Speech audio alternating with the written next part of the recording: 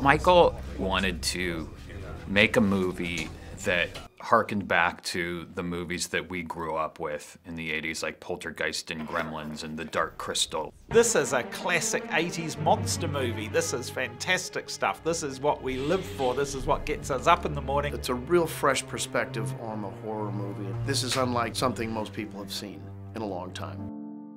I set out planning to only review new release films, but then I decided to start making exceptions here and there. Since it's December, and honestly also since the Blu-ray was on sale for $6, I decided to rewatch and review Krampus. Krampus came out a couple of years ago, and I went out and saw it twice. It was such a fun, dark high the first time that we went and saw it again as soon as it hit the dollar theater. Repeated viewings are rare for me now, versus when I was a teenager or in college, since I had way more free time and way less work then, and didn't need much of a push to watch something I liked over and over. And I didn't just like Krampus, I loved it.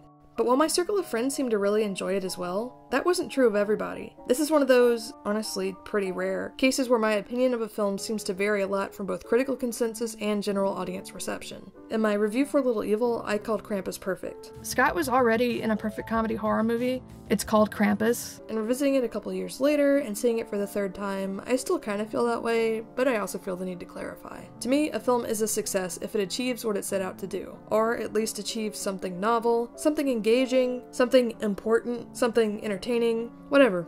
The Krampus experience isn't of the same caliber as, like, a Paul Thomas Anderson film, or The Act of Killing, or The Third Man, or whatever. I imagine that people might think I'm being goofy when I talk excitedly about Krampus, but have a list of complaints about something like The Shape of Water. The Shape of Water and Krampus are apples and oranges, though. One is intended to be a moving fairy tale, and the other is intended to be a dumb and chaotic Christmas comedy horror movie that wears its Gremlins influence on its sleeve. The producer might have quite often wondered where Michael had disappeared to, and he was down back at the Weta workshop playing with the puppets, which is fantastic for us. I certainly admired Del Toro's creativity, artistry, and commitment, but I had trouble fully investing in his fish person love story. With Michael Dougherty's big, dumb, evil Euro goat Santa movie, though, I was on board from the first shot through to the end.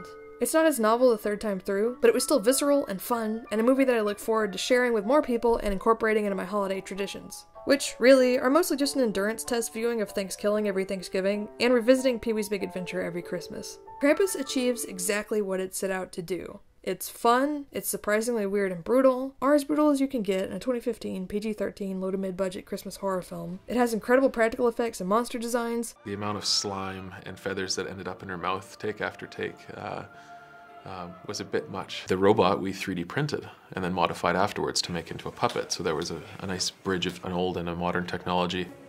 It was just really delightful to work with someone so fresh and enthusiastic about bringing physical effects to the screen. And it has decent CGI. Fake CGI cold weather breathing always looks awful and dumb and always takes me out of movies, but everything else here works. Krampus maintains a great balance between riffs on and distortions of Christmas traditions and grounding everything emotionally by keeping the characters sympathetic and by keeping the stakes high. For much of the film, what exactly is happening to people being tormented and snatched away by Krampus or his minions is left ambiguous. They could be dead, or something weirder or more sinister could be going on.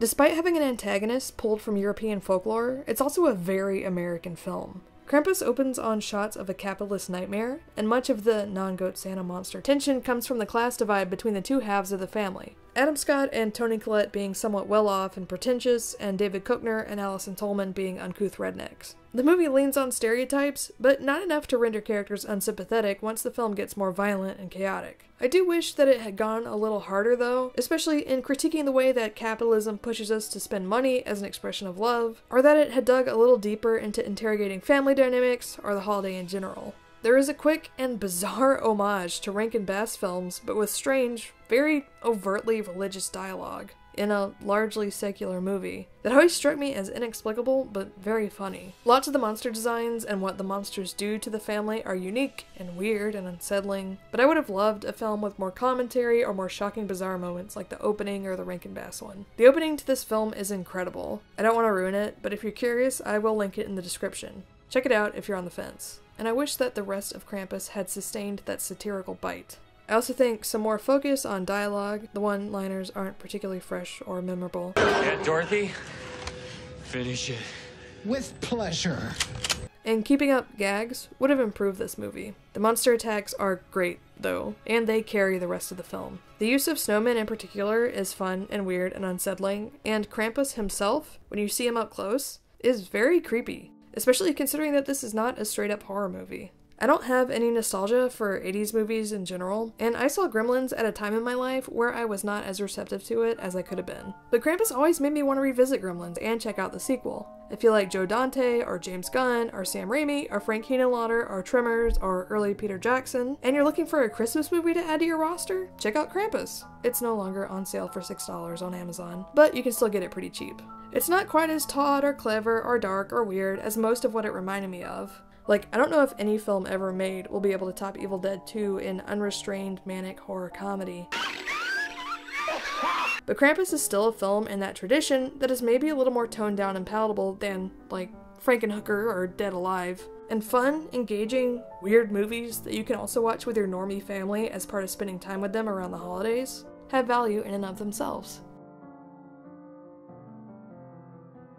Thank you for watching! If you enjoyed this review, please consider donating to my Patreon. It's support on Patreon that allows me to keep making video essays and reviews like this one. Thanks!